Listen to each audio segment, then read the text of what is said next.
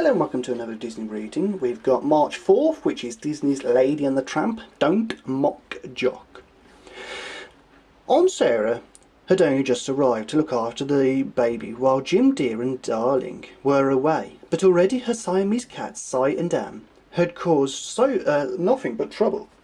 When they made a huge mess in the living room, Lady had been blamed for it, and Aunt Sarah had taken Lady to be fitted with a muzzle.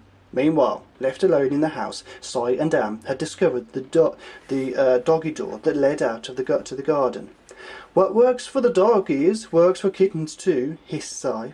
They slunk out to the garden. They dug in the flower bed, scared the birds, and bird bath, and chased a squirrel up a tree. Then they found a small hole in the garden fence. They poked their heads through the hole and spied Jock snoozing by his kennel. "Time for a wake-up call," said Anne. Si smiled and nodded. They squirmed through the hole and stole silently across the yard until they were sitting on either side of the sleeping Jock. Then, at the same moment, they let loose a shrill, ear-splitting yowl. Jock awoke with a start.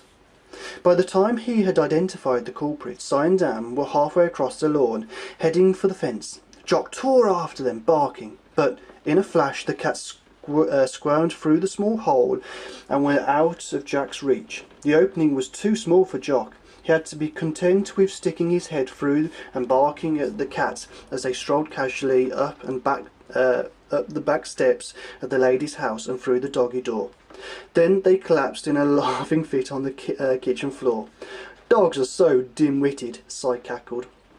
They waited a while, then crept out through the doggy door again, itching to try their trick once more.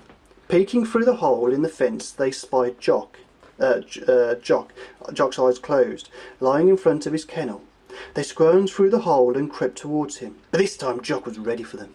When the cat got within 5 feet of him, the feisty Scotty leapt to his feet and growled. The cat gave a start, wheeled around raced for the fence, only to find they were blocked by Jock's friend, Trusty the Bloodhound, who stood growling between the cats and the hole. Jock and Trusty chased Si and Am around Jock's garden until Jock was confident they had learned their lesson.